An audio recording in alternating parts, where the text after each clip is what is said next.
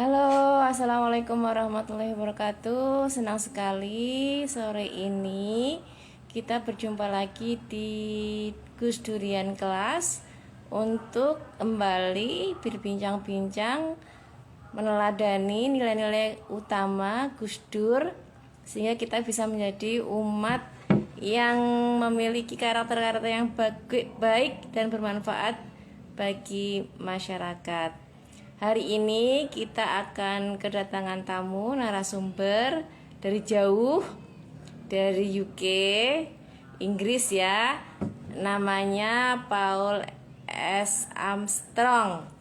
Beliau adalah nanti aku akan bacakan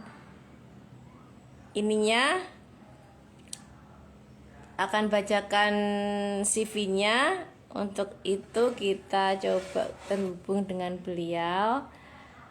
Masih 16.30 sih sebenarnya, tapi kita sambil gather teman-teman untuk bisa gabung hari ini. Kemarin kita udah bahas beberapa nilai. Yang pertama ada nilai kesetaraan, kemudian yang kedua ada nilai demokrasi, Gus Dur, kemudian nilai kesederhanaan, lalu yang semalam itu kita bahas tentang buku-buku Gus Dur, antara lain Tuhan Tidak Perlu Dibela sama buku biografi Gus Dur yang ditulis oleh Greg Burton. Nah, hari ini kita akan lebih lengkap mendengarkan dari Paul M. Armstrong. Aku tuh bingung manggilnya nanti itu Sir atau ini ya Syekh. Masih jam ini sih, masih jam berapa sekarang? 16.28, masih 2 menit lagi. Nggak apa-apa ya, nggak sabar soalnya. Jadi hari ini nanti Syekh Paul, kita boleh begitu mengadangnya ya, akan mendiskusikan tentang 9 nilai-nilai utama Gus Dur dan bagaimana semuanya itu terkoneksi ya, dan bagaimana akarnya dalam Islam gitu. Kita undang aja kali ya juga ini CV-nya. Mana ya CV-nya ya?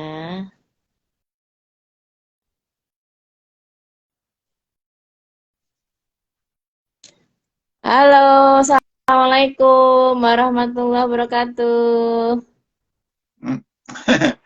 Assalamualaikum. Alhamdulillah. Waalaikumsalam warahmatullahi.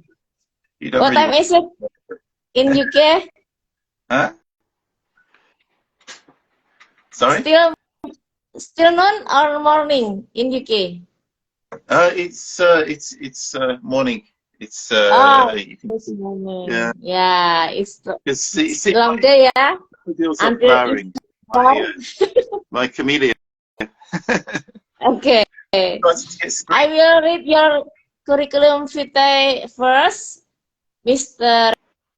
Arsef Paul Saladin Armstrong is an alumnus of the International Visitor Leadership Program and an associate of St. George's House. He has worked in a number of fields over the years, including in the media, diplomacy, Muslim marriage nikah service or KUA in Indonesia, interfaith, human rights, policy, countering extremism, outreach, the director, and other community-related activities. He currently runs the Association of British Muslim with Muhammad Abbasi and dedicated team from all walks of life, reflecting the diversity of British Muslim, and is Muslim chaplain of the University of Birmingham. It's honor for us. You would like come here to discuss about the core values of Gus Dur. So the time and the screen is yours.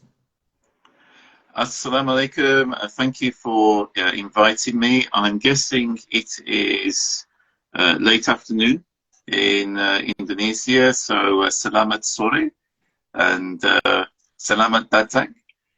But I'm going to discuss in English if that's okay, because I'm still saya saya what's the word? Learning Indonesian, little. Saya masih belajar bahasa Indonesia. So I'm still learning, so I'm going to speak in English because I think the conversation will flow much more fluently, and I hope your audience can understand me. If you want to translate anything, please let me know. Okay, thank you. What I would like to discuss today is the 9 core values. Nilai Utama, I think it is in Indonesia, of Sheikh Abdurrahman Wahid, popularly known as Gus Dur. And these core values in English are oneness. Also, Muslims use the Arabic word tawheed. Tawheed dan, I think, in Indonesian. The second value is humanity, or manusian in Indonesian. And the third value is justice, keadilan in Indonesian. The fourth value is equality, or kesetaraan in Indonesian. The fifth value is liberation, or pembebasan, Indonesian. The sixth value is either translated as modesty or simplicity. Kesedihan. It's a bit of a tongue twister for me in Indonesia.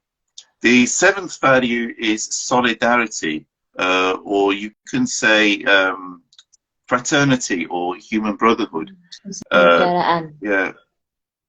And the eighth value is sometimes translated as chivalry or knighthood. I think chivalry is probably the best translation.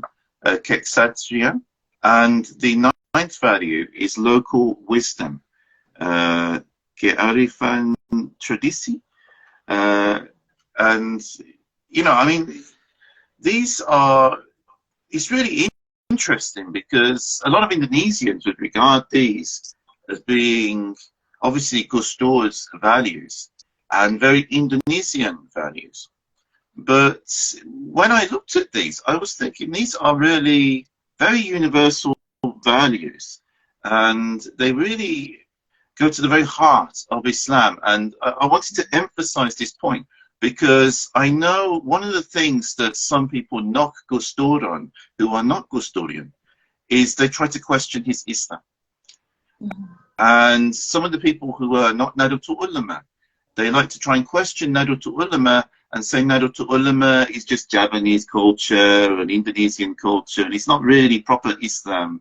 I mean, look, you know, they don't have proper beards, and you know, they wear their turbans like this instead of on their head, and they question this, which again, it's really sad because, you know, the Prophet Muhammad Islam's greatest jihad, his greatest struggle, was with jahiliyyah, was with ignorance. And some of these people who are claiming to be knowledgeable on Islam, and they're growing very big beards and wearing a particular style of clothing, are really, they're like, I'm just looking at my table here, and it's like plywood, and it's got a nice veneer on the surface. They're like that. They're like a nice coat of paint or a nice veneer. It's not even that nice, you know, in modern values. But they've got this on the surface that makes them look a certain way. But if you just pick at the surface and look underneath, it's like they've still got a lot of work to do upon themselves. And then they're criticizing people who on the surface look more perhaps modern, much more cosmopolitan. But then if you pick at their surface, then you find that they've got a deeper level of knowledge, a deeper level of understanding, both of Islam and of modern fields of knowledge. Now that's actually what Islam teaches us to do, is to develop ourselves. Now going back to these core values, I mean, obviously, as Muslims, Tawheed is something we totally recognized, because Tawheed is at the very heart of Islam. But Tawheed, Gus Dur here has a very Tasawwufi understanding of Tawheed, a very kind of Sufi understanding. And it's the understanding that I have, which I learned from Naqshbandis in the UK. One of my sheikhs is Pakistani. Other sheikhs are from Cyprus and Lebanon. They're all Naqshbandis, but different branches of the tariqah. And my sheikhs taught me that there is the Tawheed of the oneness of Allah subhanahu wa ta'ala.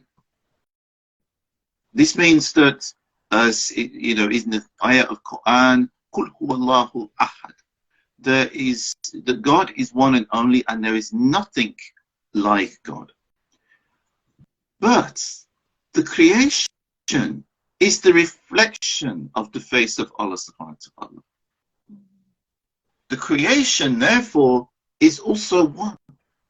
It's our shortcoming of understanding, our shortcoming of perception, that some people do not see other people as being part of the same oneness, the same oneness of humanity, the same oneness of creation.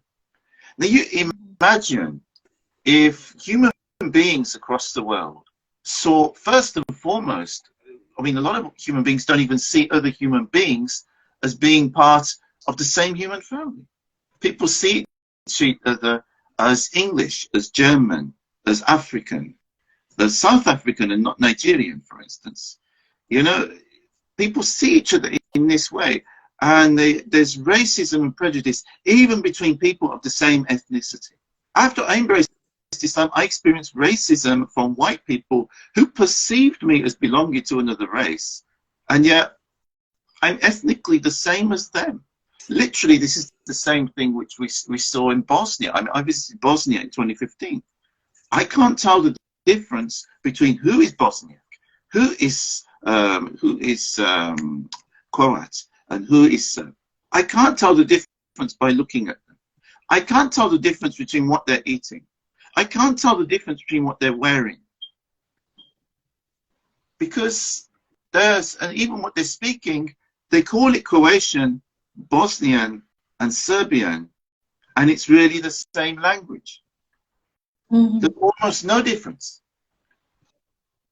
The only real difference between Bosniaks, Croatians, and Serbians is that the Croats usually, if they're religious, they will pray in a Catholic church. The Bosniaks, if they're religious, will pray in a mosque.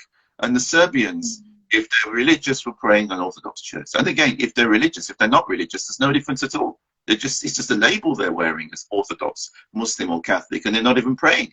So what's the difference? And yet, the racism there is deep and searing, to the point that in Republika Srpska, there are still people to this day, that's the part of Bosnia that's actually federated as a sort of republic within the Republic of Serbs. There are politicians there to this day, some of whom are suspected of war crimes, who still to this day call the Bosniaks as unevolved. That they are not as evolved as the Serbians. They are a subhuman race. And yet, if you did DNA tests on them, they'd probably have almost the same DNA. They'd all be Slavs. Which shows, I mean, this is the shortcoming of human beings, that we can't even perceive fellow human beings as being human beings. And this touches on the next value of Gus Dur, Kimanusia. We are all human beings.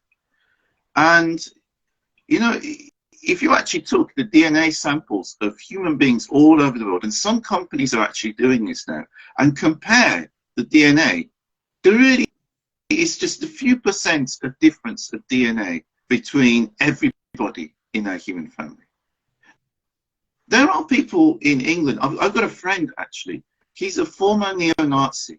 This is, people that they think white people are superior racially and that they have to defend themselves against, you know, the invasion of other races coming into the country and into Europe and such like.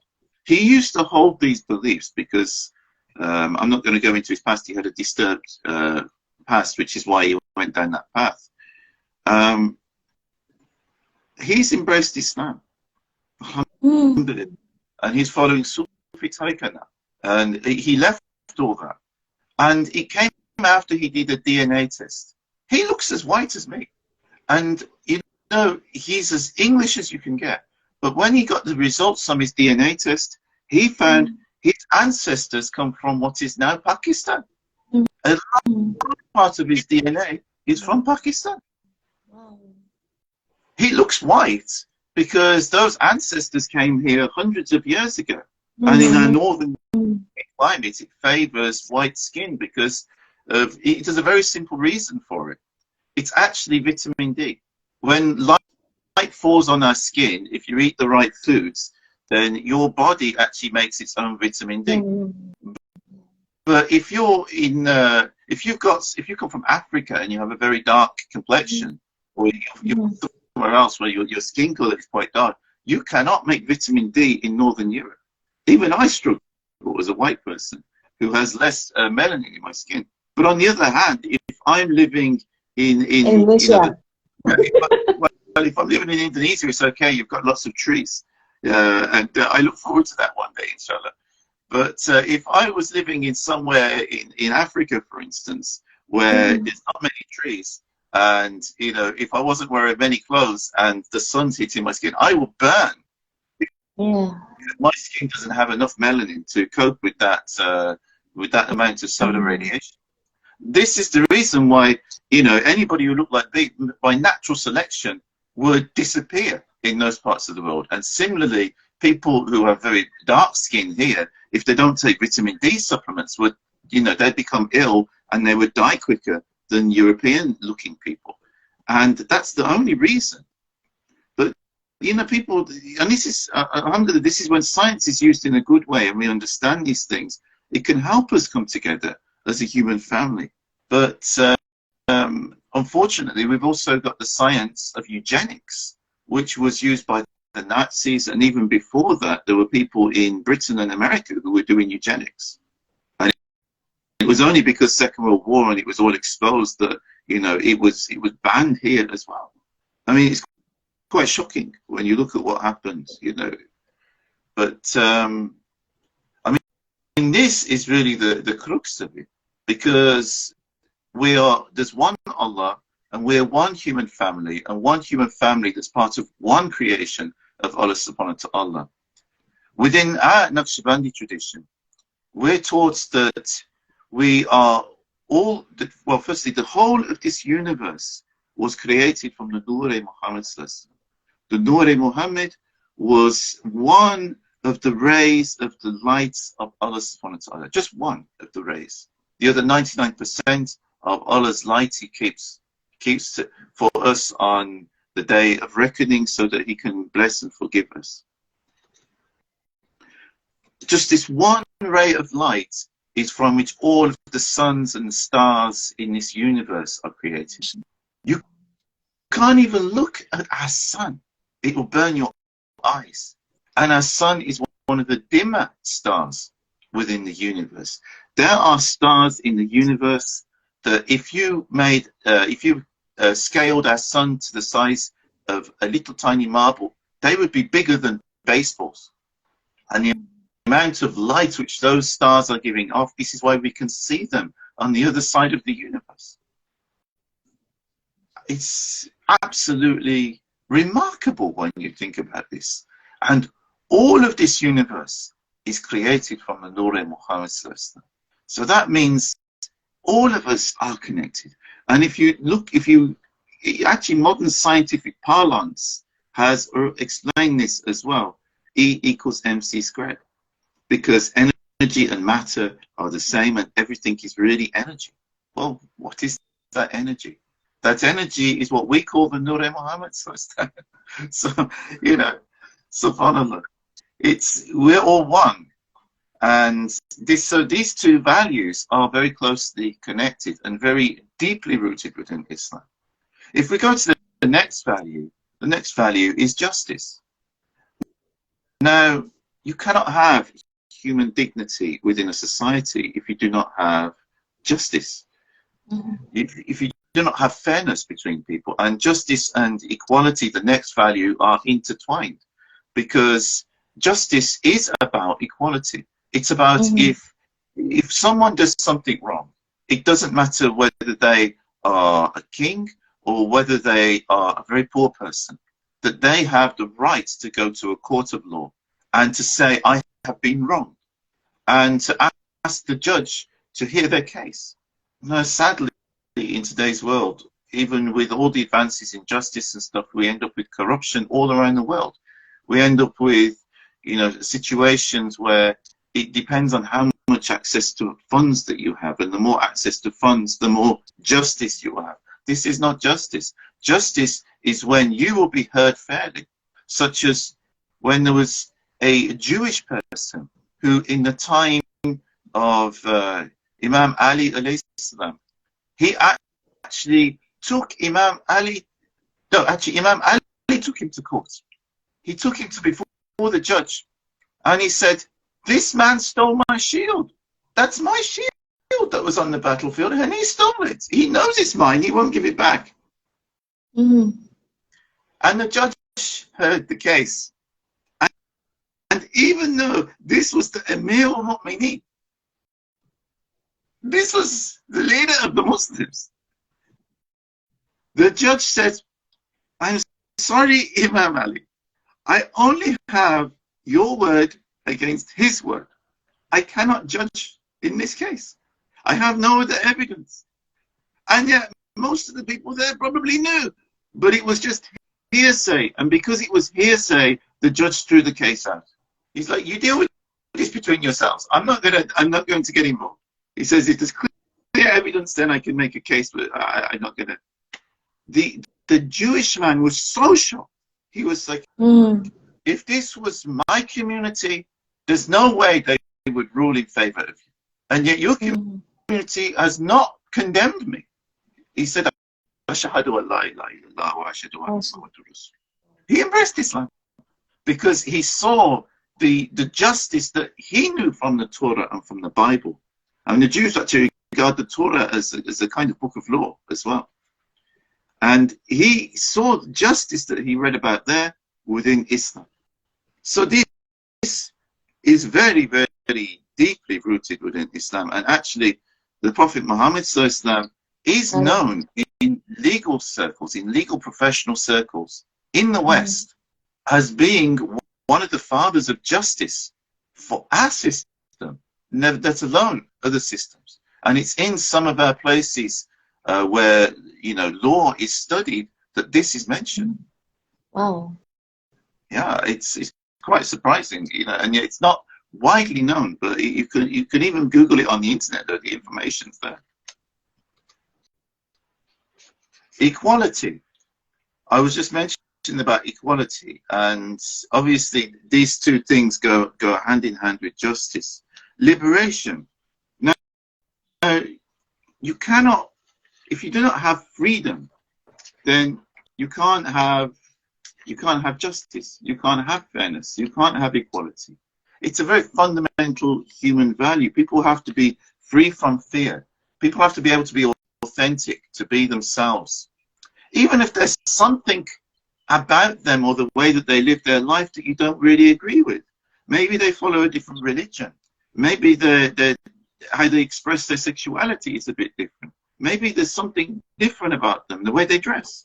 But you still have to see them first and foremost as human beings.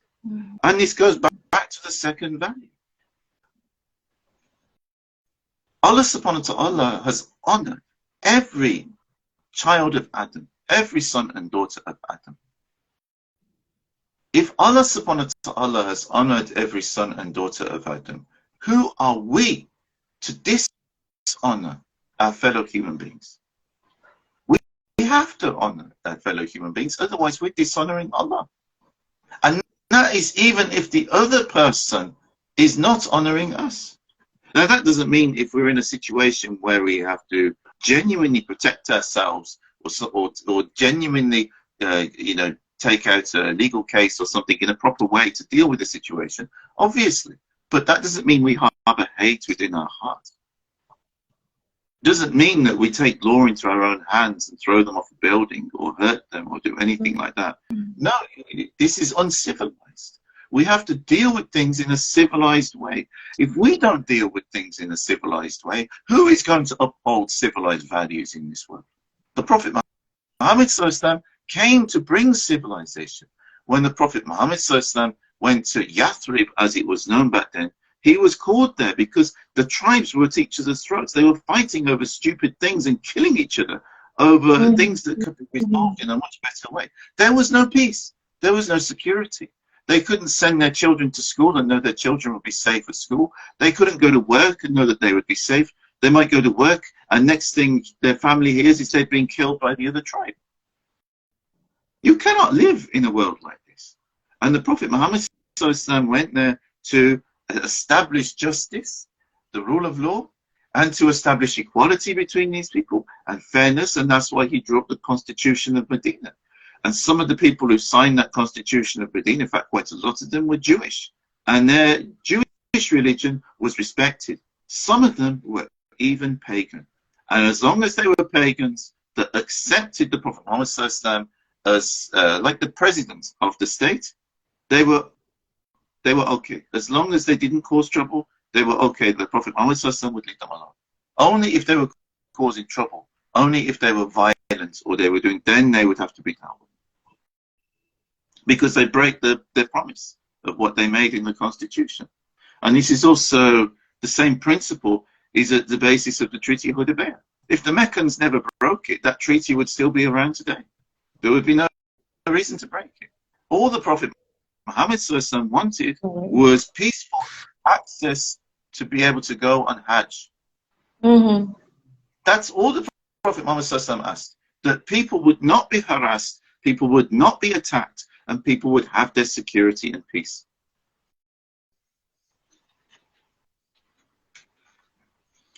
And again, simplicity. The Prophet Muhammad ﷺ is well known that his pride was his poverty. He didn't aggrandize himself with making himself rich and this. And maybe in his early life, this might have been difficult if he carried this message of Islam. I mean, if he just sold out to the Meccans, it wouldn't have been, because he came from the Quraysh, which was basically the royal family of Mecca.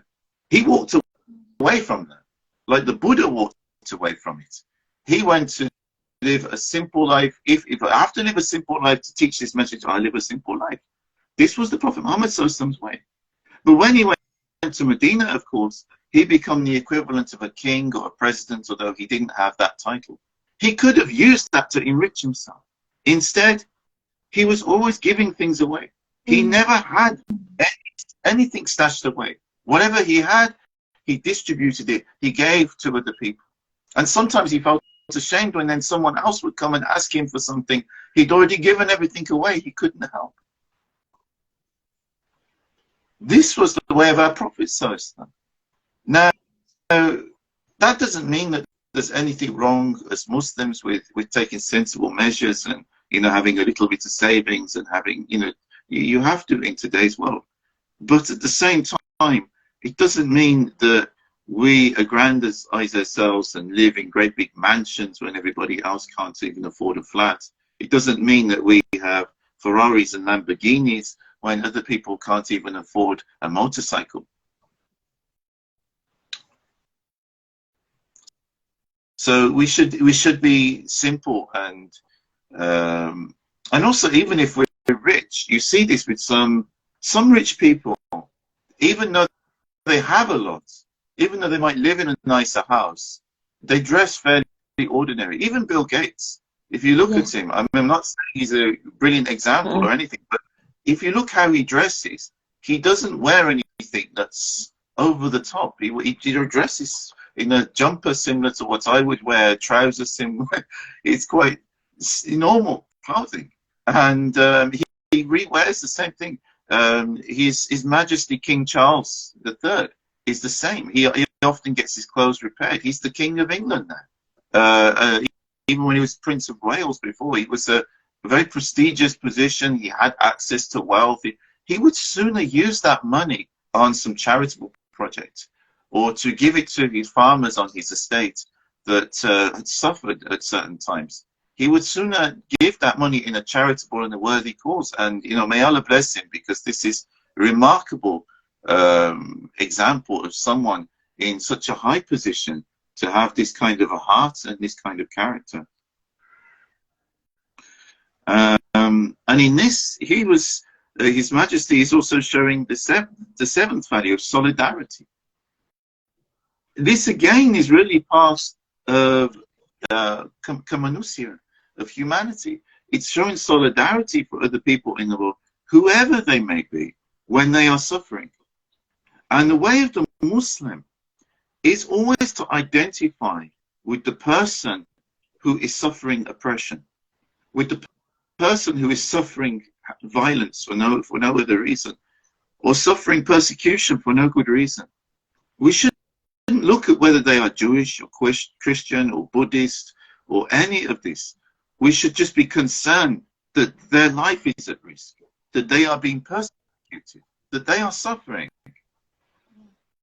We read in the Quran, in the people of Musa alayhi salam, the Bani Israel, the children of Israel, when they were at the hands of Pharaoh, they were Jewish. Okay, we understand that was simultaneously that they were Muslim at that time, because that was the Islam of the time. But they were still Jewish. It didn't take anything away from the fact that they were Jewish. If you'd asked them what they would have said they're Hebrew, which is a form of ancient Jewish religion. But these are people that at that time Allah sent Musa alayhi salam, a prophet of Allah, to rescue them from the tyranny of Pharaoh. So we should always be concerned about human beings, whoever they are, when they are suffering. And if there's an issue of, again, this goes back to justice. If there's an issue of injustice, why is there an issue of injustice? Why is there an issue of unfairness? Just like that Jewish person, when he took Imam Ali to court, actually he was in the wrong. But the court was concerned they didn't want to be seen as persecuting a Jewish person. Today, how many Muslims do not even think about this and say such vile things without even considering who the other person is? And, you know, are they going to be persecuted? Are there people, or are there a whole group of people going, you know, lynched because of something that I am saying?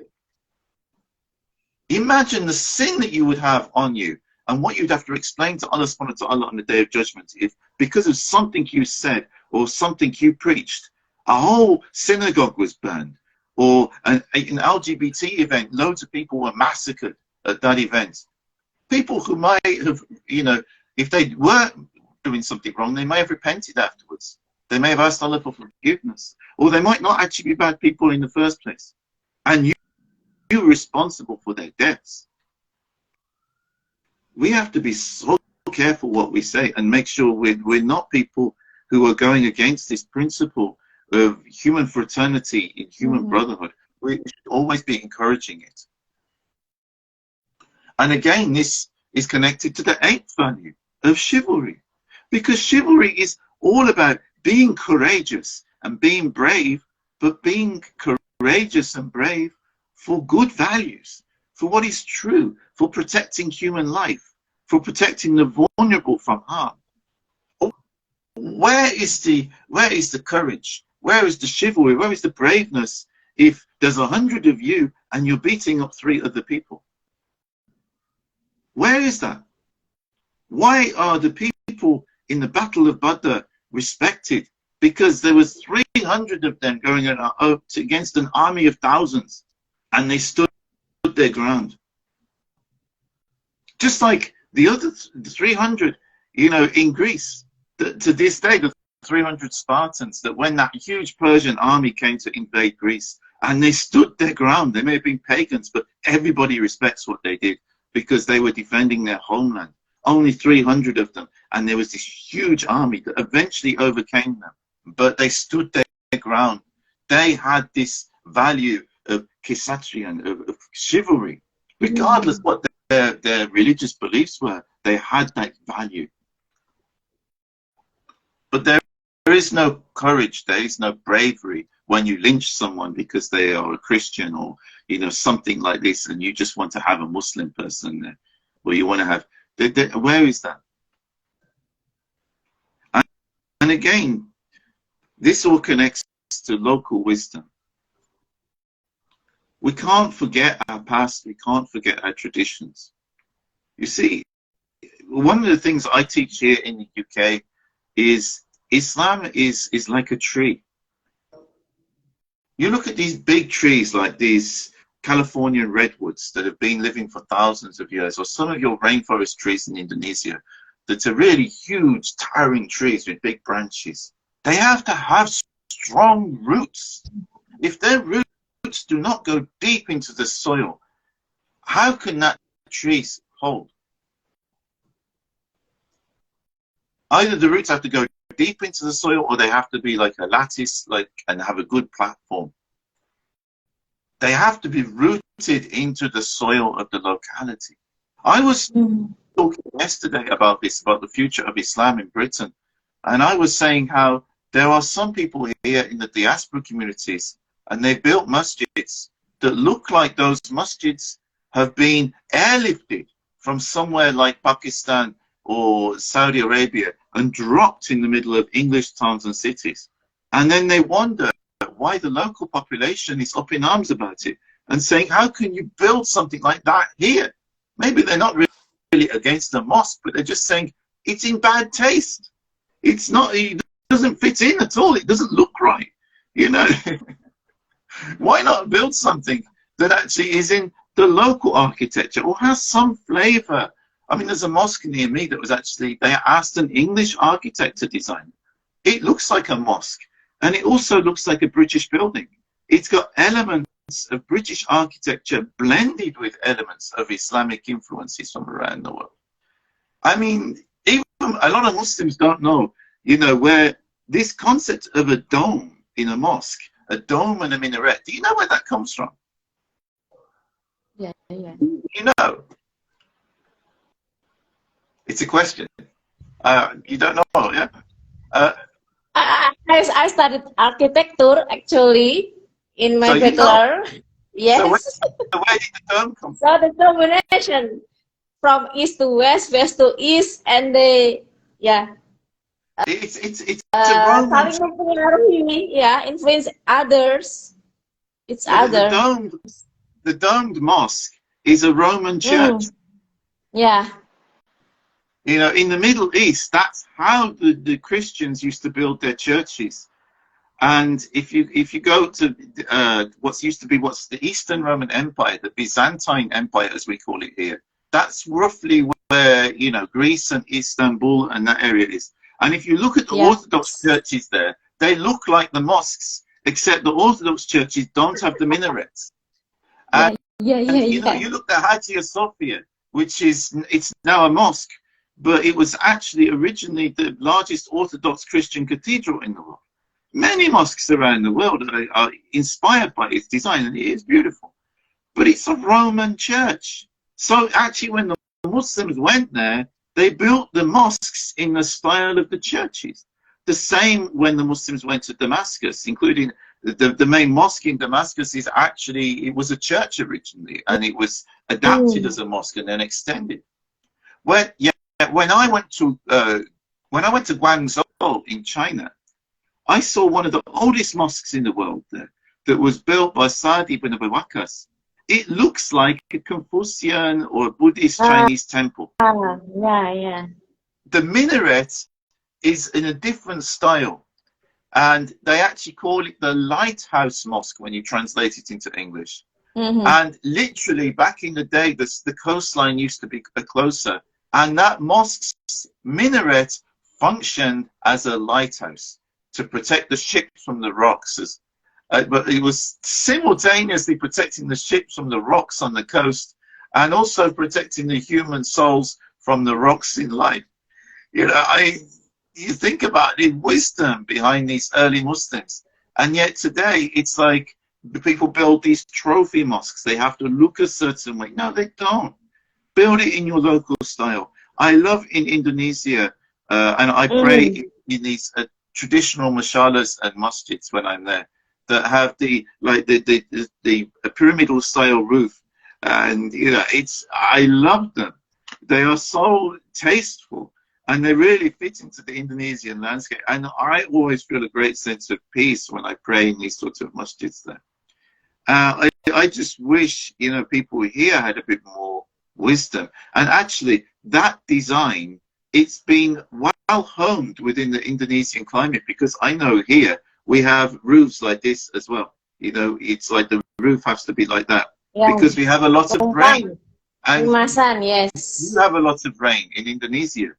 In the Middle East, they don't have much rain. It rains only sometimes, so they can have flat roofs. It works well. But when you have a lot of rain, you need to get the rain off the roof, so you have a roof like this. And those mosques, they're like that, with that and that, so it becomes like a pyramid shape. It's the best kind of design of roof in a country which you have lots of rain. It's logical. But people, they don't think. They're like, oh, I went to Saudi Arabia on Hajj and I saw mosques built with domes and minarets. Maybe we should do that. You have your own style of it. Just keep doing it that way, or do your own thing. There's no need to be copying what someone else is doing. I mean, this is the beauty of the Muslim world. If you look in the traditional societies, if you go to Morocco, they again build their mosques in a different way. If you go to Mali, they build their mosques actually out of mud. They actually have mud walls. They have their own very special, again, local wisdom, local knowledge. That's the resource that they have. Otherwise, if they make them out of bricks or steel, they have to import all of that material. No, they use what they have available. And it's actually ironic when you think about it, because today we're looking at how to build things in a more environmentally friendly way in the West, to reduce our carbon footprint and to reduce our heating bills. And some people in America are actually building mud-walled buildings. Yeah, I was surprised. I saw a documentary about it, and they were using old tires for insulation that they were stacked up and filled with earth, and they stamped the earth down so that it was become very, very hard and compressed. This is based upon the technology that they have in Mali. And it makes very insulated walls, which means that you don't need to use heating to heat your home in the winter. Whereas normally here and in America we burn a lot of gas or electricity to keep our houses just at a normal acceptable temperature. Otherwise we would freeze, and it gets very cold here in winter. And in some parts of America and even like northern European countries like Norway and Sweden, it gets even colder.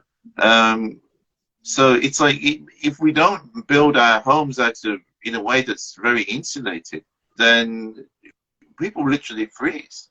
So it's like we have to use this local knowledge and local wisdom. Even it can be connected to food as well. Some foods are better to eat in certain climates. There's a reason why in Europe we tend to eat a lot more meat and fish and things that have more oil and more more sort of we need that in winter, and it's like when it comes to winter, I get a craving for mashed potatoes and roast dinners and stuff.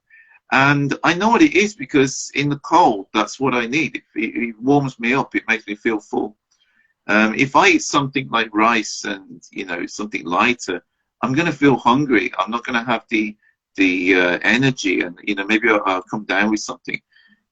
So it's like it doesn't mean that we should only restrict to our local diet, but we should look at our traditional local diet as to what people eat.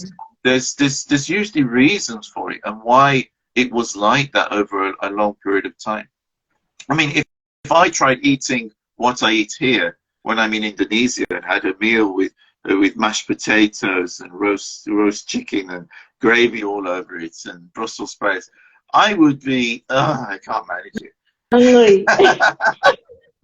It's like, you know, eating some local Indonesian food is right for the climate. It works. Maybe I'll have a little less sample because it's a bit too spicy, but it's, yeah, it makes sense there. So you see, all of these values are really connected to the first two values of Tawheed and humanity.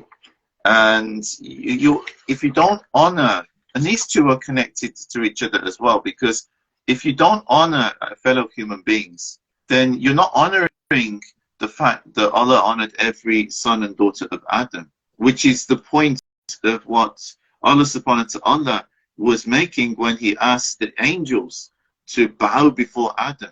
I have honored Adam. I'm asking you angels and that group to honor Adam. And of course, what did Iblis say? Huh? He's made of dirt. I'm made of fire. I'm better than him. I'm not going to bow to him. And you look, that's racism. That's prejudice. That's hatred. When a human being manifests that, they are behaving 100% the same as Iblis did when he was in that company of angels. And if that's how Iblis behaved, how do you think Allah's going to treat us when he cast him out from amongst the angels? So we have to honor every son and daughter of Adam alayhi salam, and we have to understand that there's oneness of Allah, yes, but also a oneness of creation, and that the creation is, as Rumi and other Sufis taught, is like a mirror of Allah. So you see all of the qualities of Allah reflected in different degrees within different things within the creation. I think I will leave it there.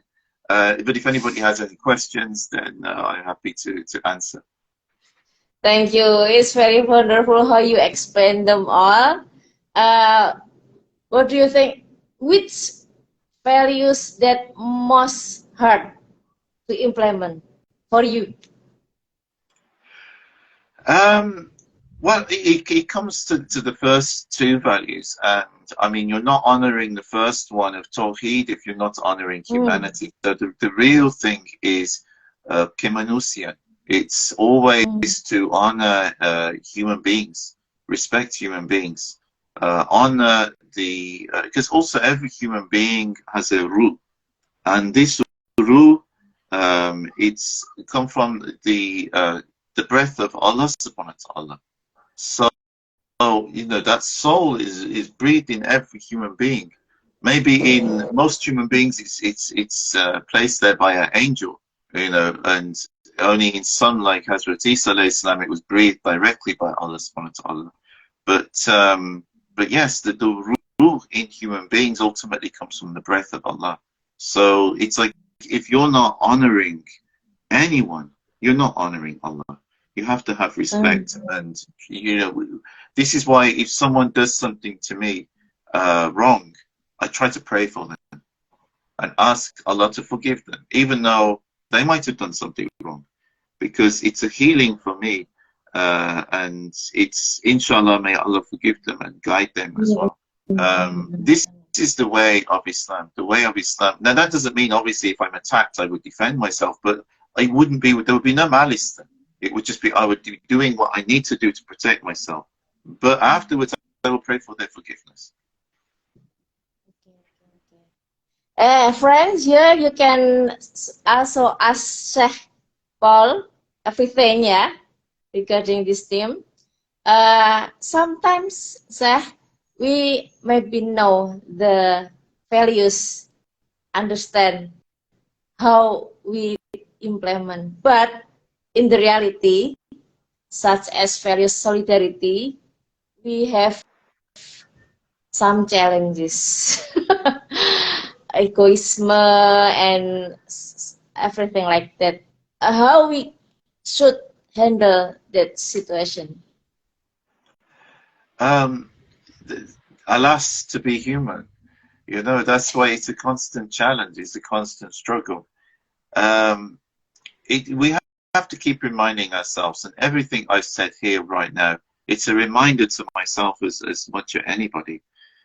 Because if we don't keep reminding ourselves, then we will forget.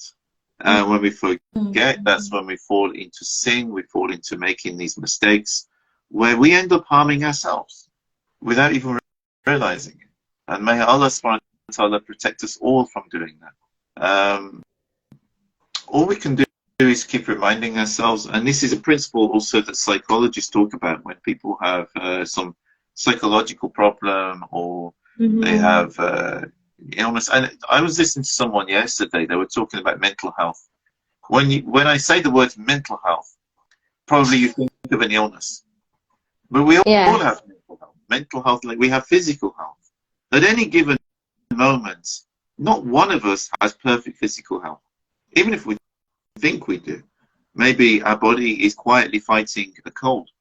Maybe there's, something that's, our knees are starting to give out. Maybe there's some digestive issue or something. There's little things. Similarly, in our mental health, there's always little things. That doesn't mean we're mad. It doesn't mean that we're psychotic or anything like that. Everybody has their state of mental health. So just like you monitor your own physical health and you check, am I okay today? Is everything feeling is, you do this in the morning. You've got to check your mental health as well. And, also your spiritual health.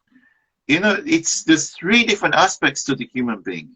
You've got your body, your physical body, your mind, and also your soul. You're only healthy if all of these are in balance and you're taking care of them. How do we take care of our physical health? Well, we be careful what we eat. We try to be active every day. That doesn't mean you have to do some punishing exercise, but at least go for a walk, at least move around, at least do something, and watch what you eat. If you're not doing too much that day, don't eat too much.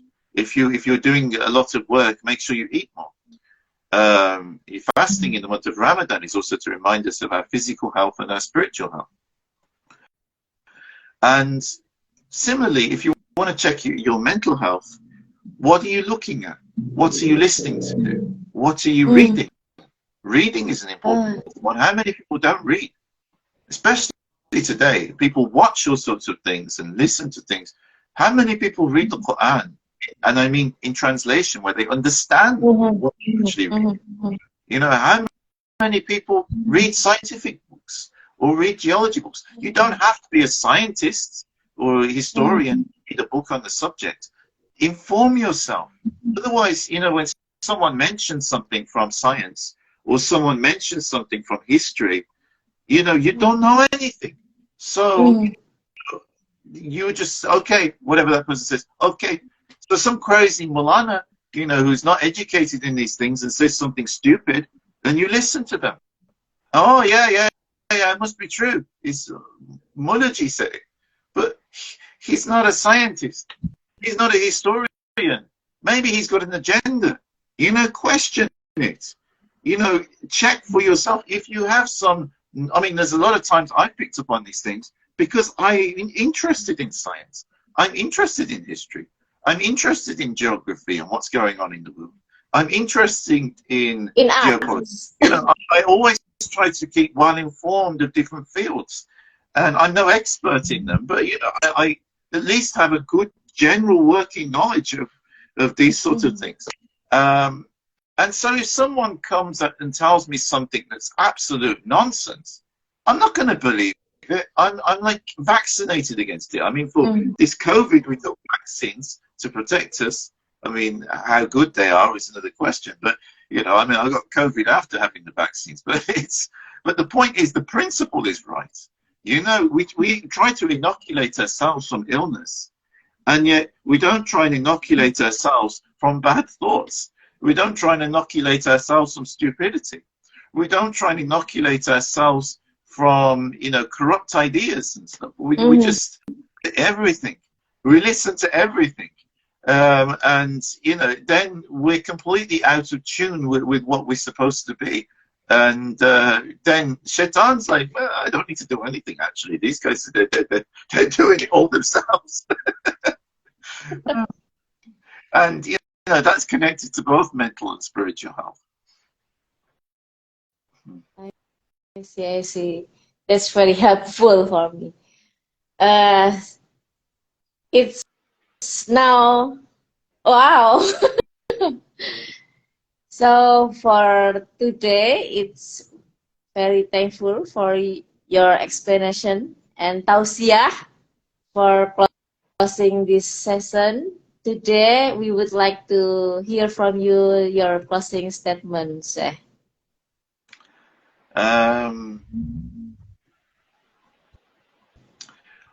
Just, you know, try to always remember, I mean, the oneness of Allah. Try to develop your, I mean, this is also connected to consciousness. You know, this is to do with raising our consciousness. And the path to that is through honoring humanity, through respecting everyone, treating everybody well. If we make a mistake, then, you know, ask Allah for forgiveness and just keep trying. We all make mistakes. Don't beat yourself up too much about it, but at the same time, keep trying. The more you keep trying, the more you're aware of the problems. And that's the other thing. Some people don't identify a problem. Recognize when you've done something wrong. Admit it at least to yourself and try to do better. Ask Allah for forgiveness. Just keep trying. And you follow that very simple principle, and everything will improve, inshallah. Okay, thank you very much. Masya Allah, jazakallah khair, Sheikh. Thank you very much for today. We would like to hear more from you, ya, in next occasion. Thank you very much. Thanks everyone. Assalamualaikum. Waalaikumsalam. Sampai jumpa. Iya, terima kasih.